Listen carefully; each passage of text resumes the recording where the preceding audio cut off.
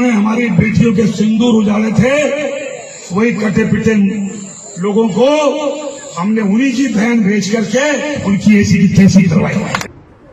Bharatiya Janata party के एक काबीना मंत्री विजय शाह जी ने जिस तरीके से उन बेटियों को जिन्होंने पाकिस्तान की सेना को थर्रा दिया, उन बेटियों के खिलाफ इतने अनर्गल तरीके से अपनी बात कही, इतने छोटे शब्दों में अपनी बात कही, मैं पूरी भावना को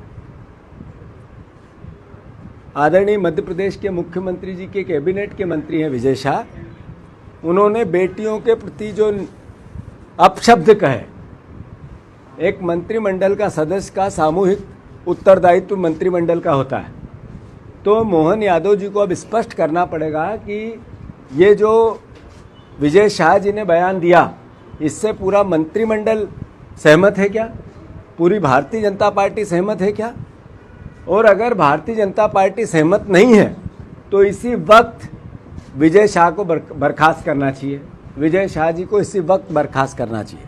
आखिर वो बेटियां जिन्होंने सेना में रहते हुए अपने प्राणों को दांव पे लगा के देश के सम्मान को बढ़ाया, उनके लिए इतने निकृष्ट शब्दों का उपयोग करना, मैं मानता हूं कि ये देश का अपमान है। इस सेना का, हमारी बेटियों का तो अपमान है ही, पर यह देश का भी अपमान है।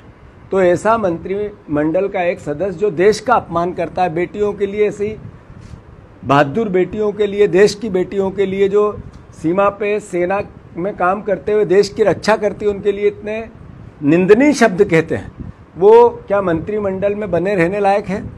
और अगर भारतीय जनता पार्टी ये उनका बर्खास्त नहीं करती है, मोहन यादव जी बर्खास्त नहीं करते हैं, तो मैं मानता हूं कि पूरी बीजेपी उनके इस बयान से सहमत है क्या?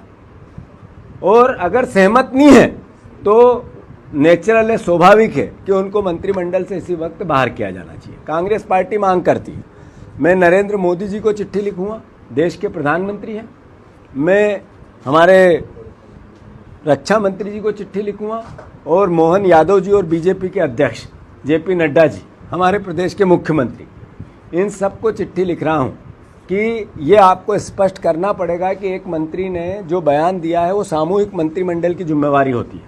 अगर उस बयान पे वो कायम है और आप उससे सहमत हैं, वो मंत्रिमंडल में है, तो क्या बीजेपी की भाषा है वो? और अगर नहीं है तो उनको बर्खास्त करें।